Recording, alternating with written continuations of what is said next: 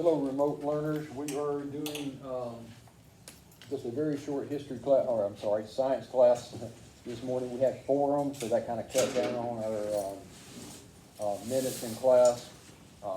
I've collected the homework that they had from last night.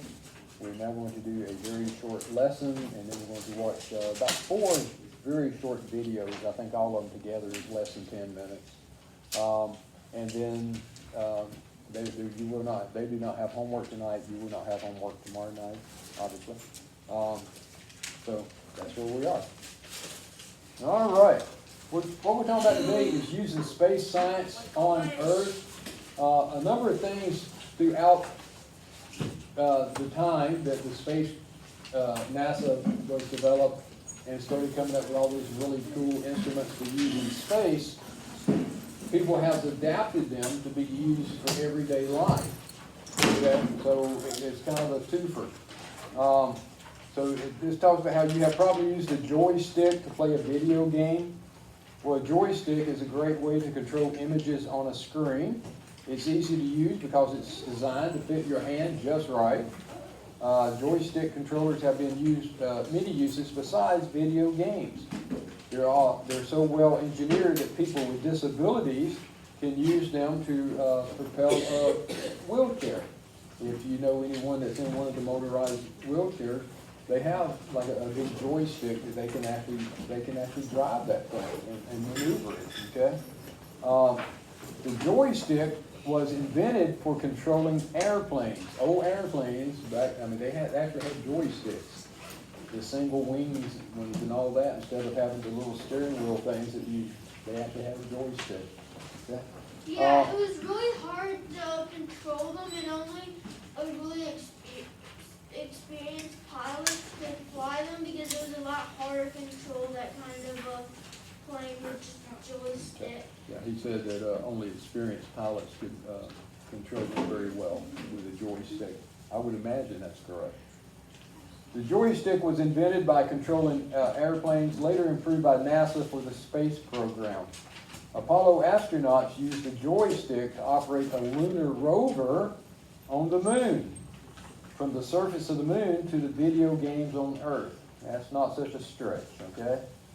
Many materials and devices have made a similar transition from use on Earth to everyday use by people on Earth, from space to Earth, okay? Now, and we'll talk more about these things a little later on tomorrow.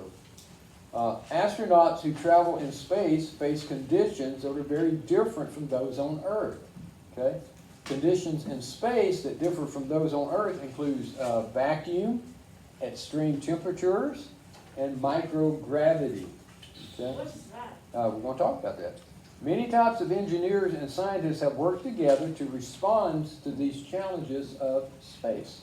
Okay? Now, a vacuum, we think about a vacuum, we think about, you're trying to watch your favorite show on TV and mom decides the rug needs a vacuuming and she comes out and tells you to lift your feet. That's not actually the type of vacuum we're talking about, okay? In space, it's nearly a vacuum, and a vacuum is a place that is empty of matter, except for very few stray atoms and molecules. Most of space is empty. Okay? Since there's no air in space, there's no oxygen for the astronauts to breathe. To protect astronauts, spacecraft has to be airtight.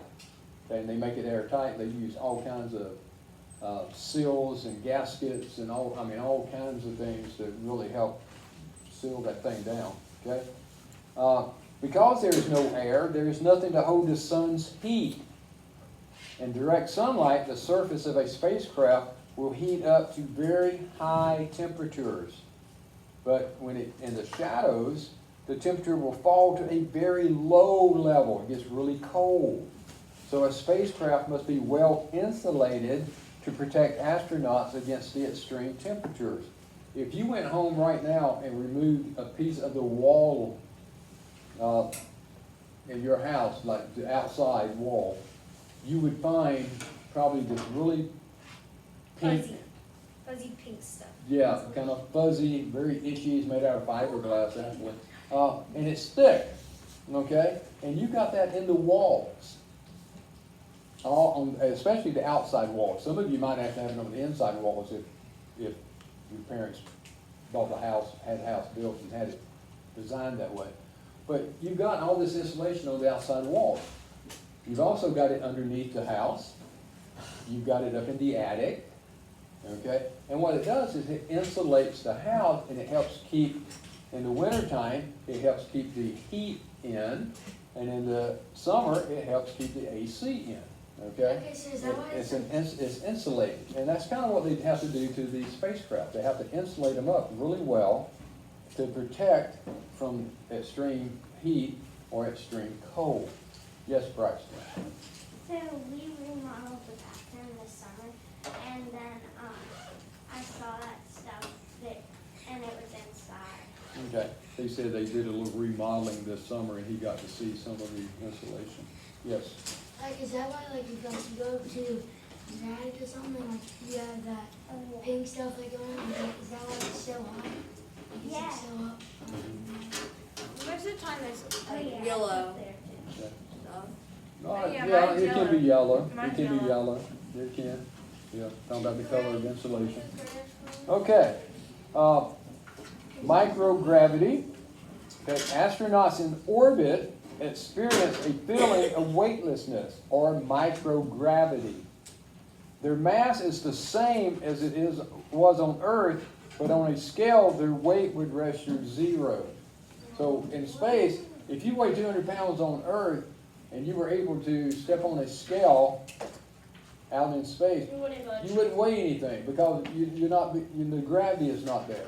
Okay, you're kind of weightless because you're actually falling through space. Wait, if you push Oh, down hold up. on, You would not, okay, because you're falling through space. There is no, you're not going to weigh anything. But your body makeup has not changed.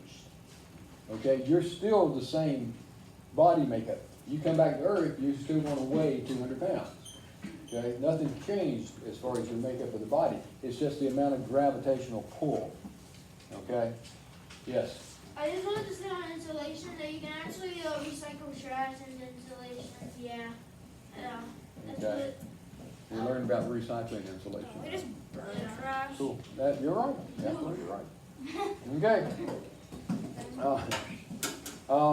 Although they are in microgravity, they are still under the influence of Earth's gravity. So even like the space shuttle and all might be 250, 300 miles above the Earth's surface, it's still about 90% of the Earth's gravitational pull is pulling on it, but not enough to keep it from falling through space. Okay? So in fact, Earth's gravity is what's holding them in orbit. Astronauts in orbit feels weightless because they are actually falling through space in their spacecraft. Okay? They don't fall to Earth because of the inertia. Remember, we talked about inertia earlier. And that keeps them moving forward. So space engineers must create systems and devices that are capable of working in microgravity. For example, drink containers must be designed so that they contain their contents do not simply go floating off. Okay? Long periods of microgravity can actually cause health problems, and scientists are trying to discover how to reduce the effects of microgravity on people. Okay? That's where they came up with the space pens that would write upside down and all Oh that. yeah, I heard. If you take just an ordinary ink pen and you try to write upside down, eventually it won't work Yeah, because NASA- gravity pulls the ink down. Yeah, NASA spent hundreds of dollars on just this pen, where apparently the Soviets just used a quilt. Yep. But so that's how we got the space pen. All right, we're going to do space spin-offs, and then we're going to stop at consumer products. And then we'll talk about some of this stuff tomorrow. Okay. The scientists and engineers who work on the space program have developed thousands of new materials and devices for use in space.